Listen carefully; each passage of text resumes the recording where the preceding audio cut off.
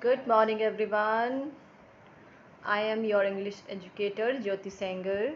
Today, we'll read and study chapter 4 from the book Flamingo.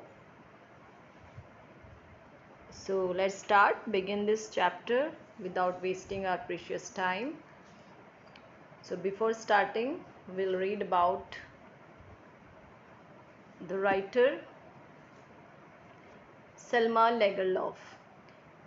1858 to 1940 was a Swedish writer whose stories have been translated into many languages. जो सलमा लेगरलोफ हैं ये एक Swedish writer हैं, Sweden से belong करती हैं और इनकी जो स्टोरीज़ हैं वे कई लैंग्वेजेस में ट्रांसलेट हुए हैं.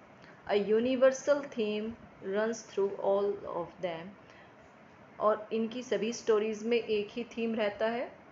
A belief that essential goodness in human being can be awakened through understanding and love. और वो थीम ये है, ये बिलीफ है कि ह्यूमन बीइंग के अंदर जो अच्छाई है, एसेंशियल गुडनेस है, उसे हम जगा सकते हैं अपने अंडरस्टैंडिंग और लव से. This story is set amidst the mines of the Sweden, rich in iron ore, which figures large in the history and legends of community. So this story told somewhat in the manner of the fairy tale. और ये Sweden country से belong करती है और वहीं के culture का आप इस स्टोरी के थ्रू जानेंगे. और ये जो नैरेट की गई है एक फेरी टेल के तरह ही नैरेट की गई है. So let's start this story without wasting our time. Yes. Once upon a time, there was a man who went around selling small red traps of wire. एक बार की बात है, एक आदमी जो रेड ट्रैप्स सेल करता है और इधर उधर घूमता है.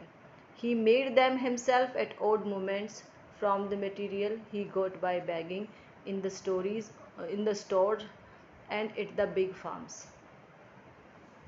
वो अपने खाली समय में या फिर कभी कभार समटाइम्स इन रेड ट्रैप्स को खुद बनाता है और जो स्टोर से या बिग फार्म से जो रॉ मटेरियल होता है he collect from there and made this type of rat traps by himself. But even so, the business was not especially profitable, so he had to resort to both begging and petty thieveries to keep body and soul together. अब जैसे कि उसका ये business जो है selling का ये profitable नहीं रहता, तो वो कभी कभी छोटी मोटी चोरियाँ भी कर लेता है जिससे कि वो अपनी लाइफ को आगे बढ़ा पाए. Even so, his clothes were in the rags, his cheeks were sunken, and the hunger gleamed in his eyes. जबकि उसके जो क्लॉथ्स हैं कैसे हैं, रैग्स है, फटे हुए हैं. उसके जो चिक्स है वे मूव्ड इनवर्ड, इट मीन्स अंदर को है due to the hunger, and उसकी आंखों में एक भूख की चमक है. Next paragraph.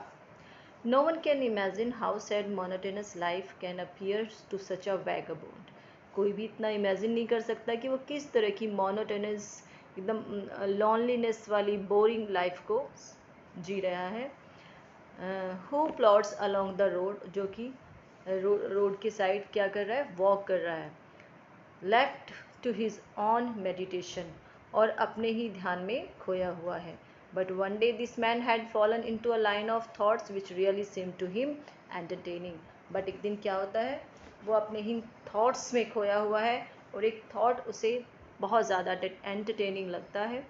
He had naturally been thinking of his rat traps when suddenly he was struck by an idea that the whole world about him, the whole world with its land and the seas, its cities and villages, was nothing but a big rat trap. वो यहाँ पर ये सोचता है कि जैसे एक rat trap है, ये पूरा जो वर्ल्ड है ये भी एक रेड ट्रैप की तरह ही है और it had never existed for any other purpose than set of baits for people. और इस वर्ल्ड का कोई और एग्जिस्ट होने का रीज़न नहीं है, सिर्फ यहाँ पर ये लोगों को बेट्स देता है. बेट्स मीन्स होता है अट्रैक्शन, चारा. It offered riches, joy, shelter, food, heat, clothing, exactly as red trap offered cheese and pork. जिस तरह एक रेड ट्रैप में रेड को ट्रैप करने के लिए उसमें cheese, pork, the piece of pork लगाए जाते हैं, उसी तरह जो ये वर्ल्ड है ये एक रेड ट्रैप है और इसमें हम लोगों को एक तरह से ह्यूमन बीइंग को बेट दिया जाता है, लालच दिया जाता है किस चीज़ का, joys, happiness, riches, clothes and food. So यहाँ पर जो रेड ट्रैप को सिम्बलाइज किया है as a world. As soon as anyone let himself be tempted to touch the bait, it closed in on him and then everything came to end. तो जैसे ही कोई tempted हो जाता है उस बेट को, उस चारे को टच करने के लिए, वो then everything came to end, साथ ही उस एक तरह से उसकी सभी चीज़ों का अंत हो जाता है, उसकी सभी खुशियों का अंत हो जाता है, क्योंकि वो एक रेड ट्रैप में फंस जाता है, like a rat. The world had, of course, never been very kind to him, so it gave him unwanted joy.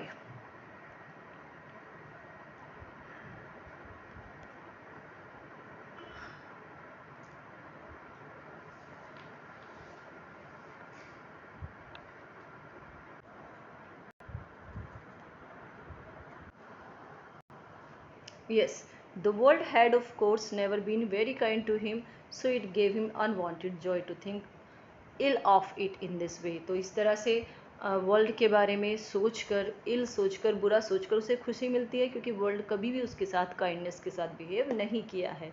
This became a cherished pastime of his during daily ploddings. और जो ये सुनसान रास्ते होते हैं उसमें ये thought उसे एंटरटेन करता है, खुशी देता है. To think of people who had left themselves be caught in the dangerous snare and of the others who were still circling around the bait. और वो ये सोचता है कि कुछ लोग तो ऑलरेडी इसमें फंस चुके हैं, ट्रैप में, वर्ल्ड ट्रैप में,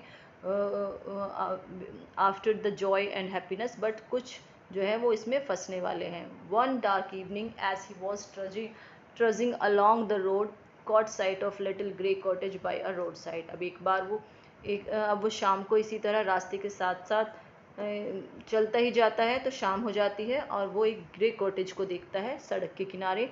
and he knocked on the door to ask shelter for the night. Nor he was refused instead of the sour faces which ordinary met him.